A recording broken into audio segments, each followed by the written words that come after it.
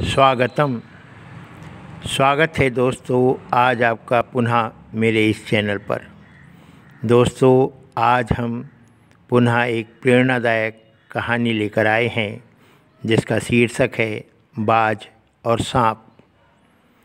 बाज यहाँ पर हमारे उस साहस का प्रतीक है जो हमें हमारी इच्छाओं की अनंतता को पूरा करने की, हमारी इच्छा शक्ति को पूरा करने की न सिर्फ प्रेरणा रहा है बल्कि हमारे अंदर साहस भी भर रहा है। नमस्कार दोस्तों, मैं अजय बिश्नोई आज एक बार पुनः आपका अपने इस चैनल पर स्वागत कर रहा हूं। दोस्तों, आगे बढ़ें उससे पहले सदैव की तरह आपसे रिक्वेस्ट है, यदि आप इस चैनल पर नए हैं तो कृपया इसे सब्सक्राइब करें, लाइक्स करें और इसको प्रमोट भी करें। तो आइए देखते हैं क्या है ये प्रेरणादायक कहानी। समुद्र के किनारे ऊंचे पर्वत की अंधेरी गुफा में एक सांप रहता था।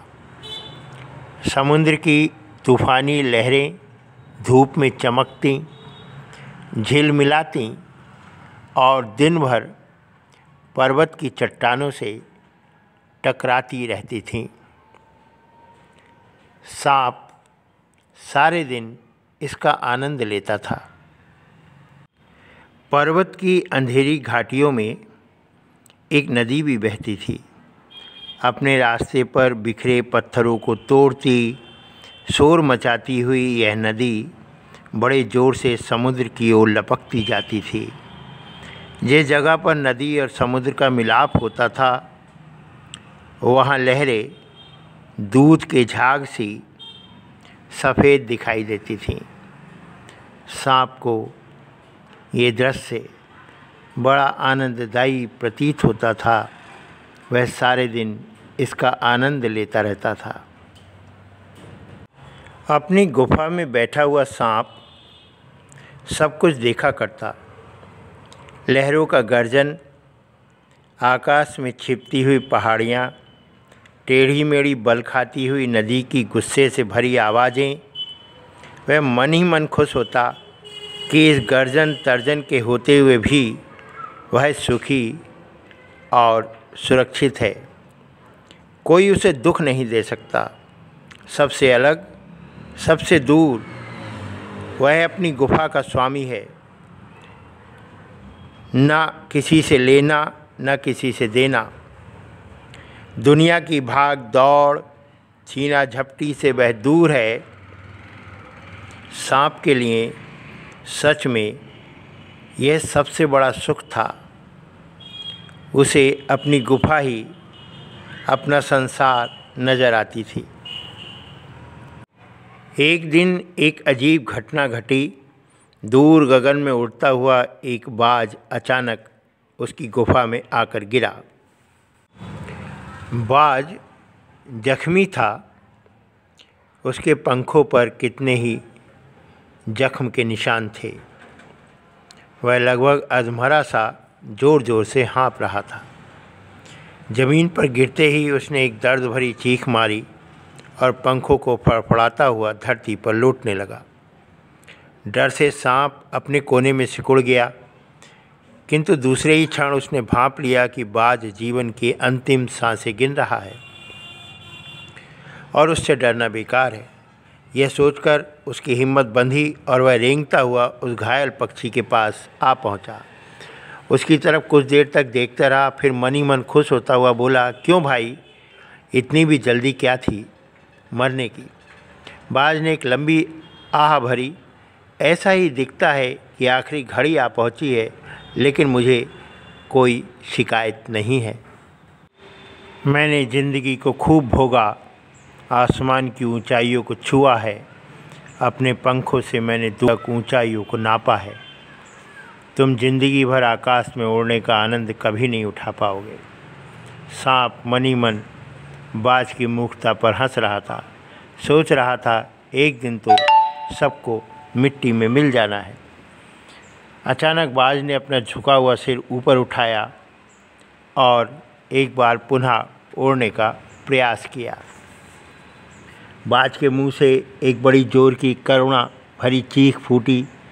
आह, काश मैं आकाश में सिर्फ एक बार और उड़ पाता। बाज की ऐसी करुण चीख सुनकर सांप कुछ सिटपिटा सा गया।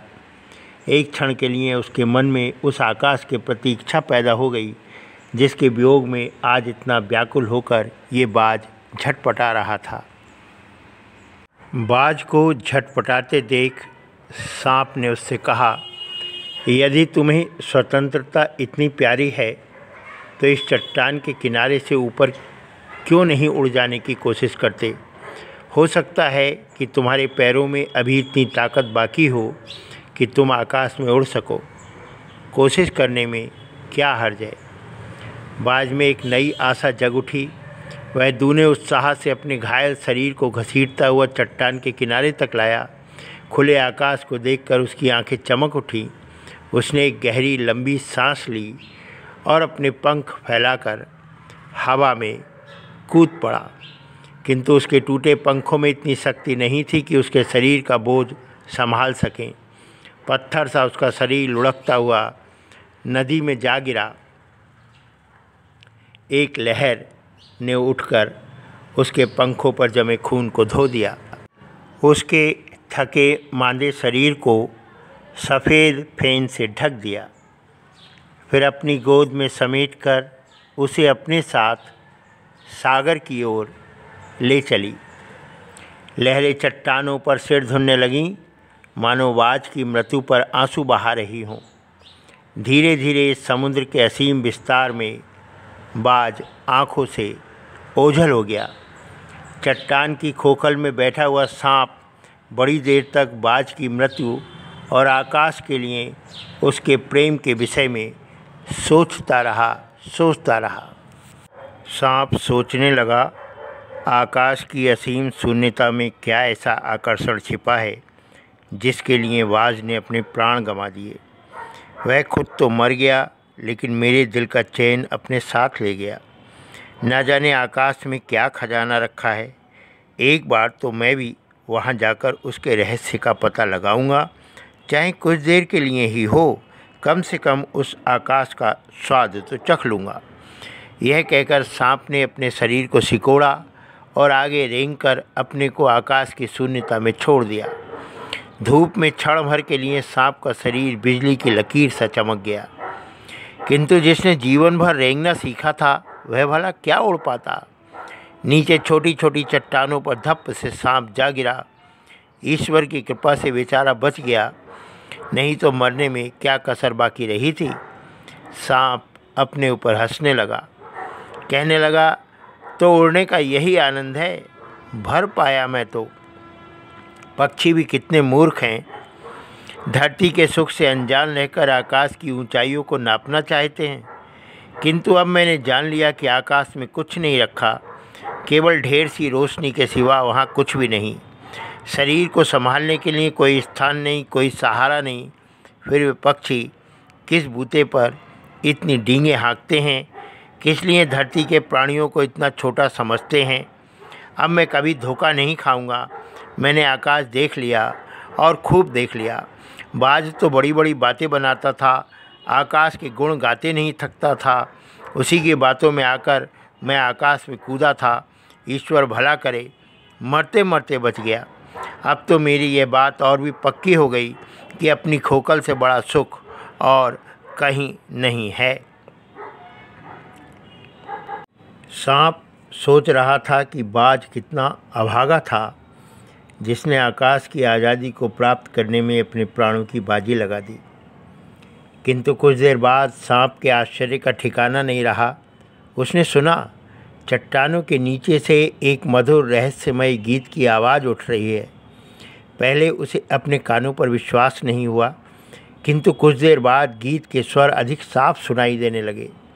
वह अपनी गुफा से बाहर आया और चट्टान से नीचे झांकने लगा।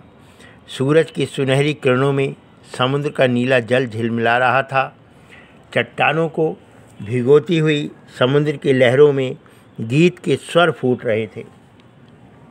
लहरों का ये गीत दूर दूर तक गूंज रहा था।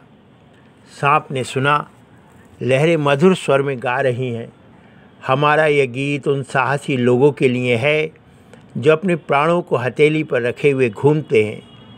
चतुर वही है जो प्राणों की बाजी लगाकर ज़िंदगी के हर खतरे का बहादुरी से सामना करे। लहरें गा रही थीं, ओ निडरबाज, शत्रुओं से लड़ते हुए तुमने अपना कीमती रक्त बहाया है, पर वह समय दूर नहीं है जब तुम्हारे खून की एक एक बूंद जिंदगी के अंधेरे में प्रकाश फैलाएगी और साहसी बहादुर दिलों में स्वतंत्रता और प्रकाश के लिए प्रेम पैदा करेगी। तुमने अपना जीवन बलिदान कर दिया, किंतु फिर भी तुम अमर हो। जब कभी भी साहस और वीरता के गीत गाए जाएंगे, तुम्हारा नाम बड़े गर्व और श्रद्धा से लिया जाएगा। स्वतंत्रता किसी भी मूल्य पर मिले अनमोल होती है। यही है इस कहानी की सबसे बड़ी सीख। दोस्तों, विश्वास करता हूँ आपको इसमें बड़ा आनंद आया होगा और आपने इससे शिक्षा भी ग्रहण की होगी। कृपया वीडियो को लाइक करें। मिलता हूँ अगले वीडियो में एक नए विषय बिंदु के साथ। तब तक के लिए जय माँ सरस्वती, जय माँ शारदा।